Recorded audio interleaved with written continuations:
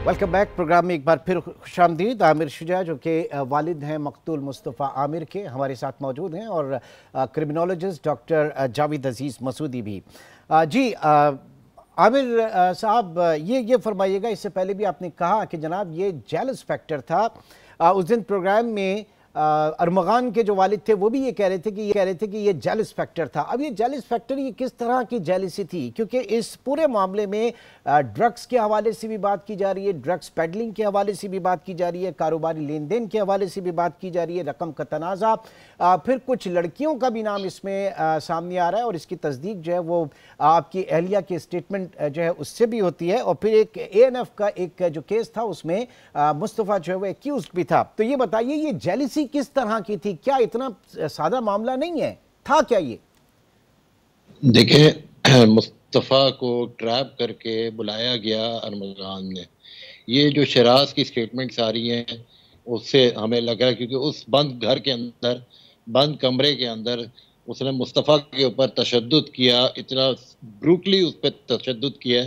तो मुझे बताएं कि क्या वजह हो सकती है? क्या कोई पैसे का तनाज़ा था? कोई स्टेटमेंट अभी तक किसी अक्यूज की आई है अभी तक? क्योंकि केस, देखें, केस इज अंडर इन्वेस्टिगेशन। इस वक्त केस दोनों रिमांड के अंदर हैं। बहुत सी चीज़ें अभी क्लियर नहीं होंगी। मैं डॉक्टर साहब की ओपिनियंस की इज्जत करता हूँ, लेकिन बात ये है कि ये इतनी जल्दी पूरा इन्होंने प्लॉट जो डॉक्टर साहब ने बनाया है, अभी तो केस ही अंडर इन्वेस्टिगेशन है। अभी तो बहुत सी चीज़ें अनर्थ होंगी। तो आपसे बात करने का मकसद ही यही है कि बजाय इसके कि स्पेकुलेशन के ऊपर चला जाए, आपको जो इन्फॉर्मेशन है आप हमारे साथ शेयर करें। हम तो इसीलिए आपसे बात कर रहे हैं ना। और दूसरी बात, चीजों को हम ले ही नहीं रहे कि सोशल मीडिया पे जो कुछ भी चल रहा है, लेकिन कुछ चीजें तो ऐसी हैं जिनकी आपकी अहलिया ने भी तस्दीक की है। मैं वो जानना चाह रहा हूं कि फिर ये जेलिसी किस तरह की जेलिसी है? जेलसी उसकी पॉपुलैरिटी की जेलसी थी।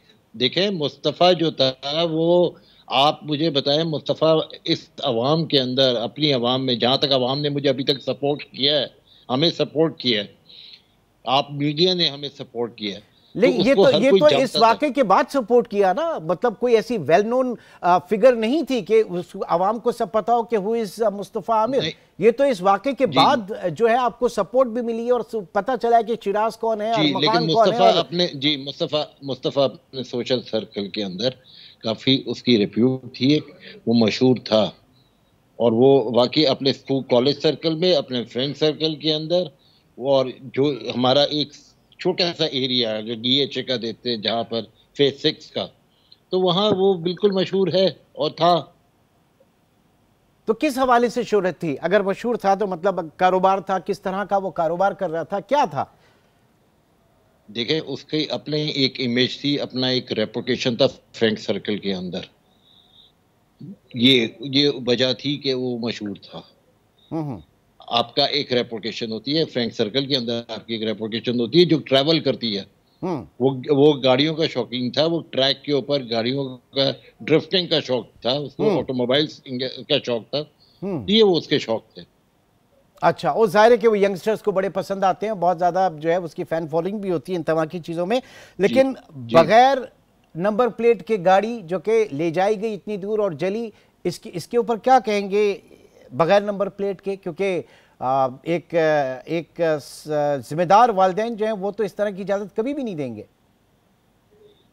कराची के अंदर अगर आप डिफेंस का एरिया देखें, मुस्तफ़ा कभी भी डिफेंस से बाहर नंबर प्लेट के बगैर नहीं जाता था गाड़ी के अंदर।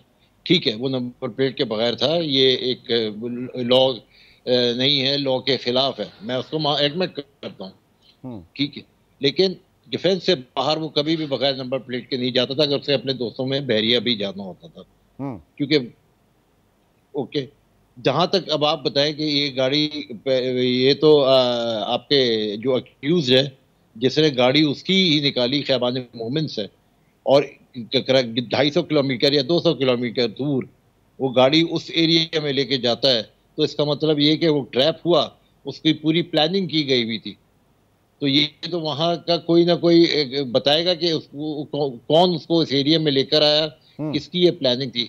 आप मुझे बताएं, कराची के अंदर आप यहाँ से कराची में निकलते हैं, आप सेफ सिटी आप कहते हैं, वहां से पूरा आप नॉर्दर्न बाईपास क्रॉस करते हैं, आप बलूचिस्तान एंकर हो जाते हैं, एक दूसरा सूबा है जहाँ के मोबाइल के सिग्नल्स भी नहीं आते, तो वहां पर आप कैसे पहुंचे? यानी कि इसका मतलब ये कि आपको उस एरिया के बारे में नॉलेज थी जहां आप मुस्तफ़ा को लेकर गए, आपने मुस्तफ़ा को ट्रैप करके बुलवाया अपने पास और आपने ये अमल किया उसके साथ। What was the reason? जाए ठीक। जब आपके पास।